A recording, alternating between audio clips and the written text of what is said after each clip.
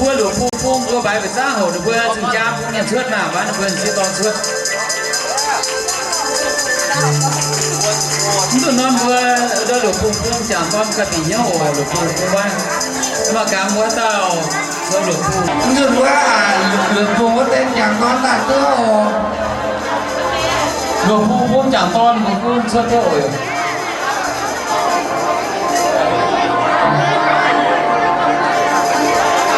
有话不讲到这程度，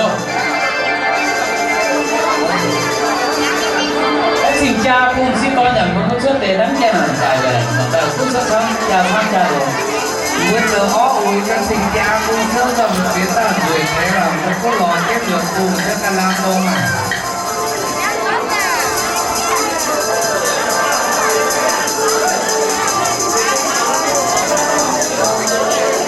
我讲到了不完，讲到了刚完到เป็นหลวงปู่พุ่งพุ่งเชื่อโล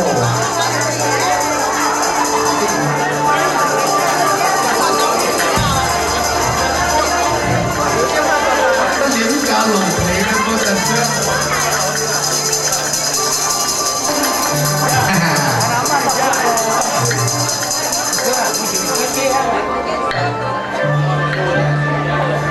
我说这大了，我先得教我，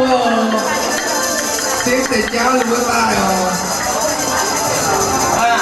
旅游啊，旅游，ไม่ช่วยตาดีไม่ถึงจ้าปวดจะน้ำมันนี่แบบเย็นตาก็ปวดนั้นจะมากเขาจะปวดไม่มากยี่หมาแบบตาชิงจ้ากูบังเกตรถเฮียไหลมาตะดงสูนน้องผมก็เขาจะปวดมีแต่ถ้าเราปวดหนังไม่แปลเมื่อเราโลมากาเพื่อดูอีมาได้เมียเดิมกล้องชิงจ้าก็หลุดปุ่นหรือนะตรงที่ห้องใหม่เนี่ยของพวกบางกันหรือไม่ก็เหมือนกันแต่เมื่อแต่ว่าชิ้นที่นี่อื่นด้วยมากาก็สงสารไปที่นี่นะใช่ไม่เราหลุยอ่ะไม่จุดหนุ่มล้ำดำบงฮันรู้ก็ได้ล้ำดำบงฮะคือสามก็เกี่ยนอยู่หลงล้ำดำบงไปเยอะไปเยอะไปเยอะ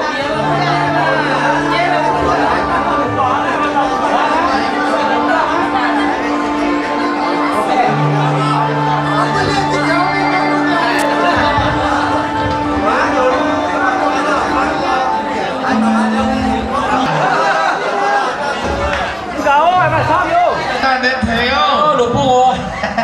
เปลี่ยนใจเมื่อหลวงปู่พูดว่าตั้งหลวงจ้างหลวงไปตั้งหลวงจ้าง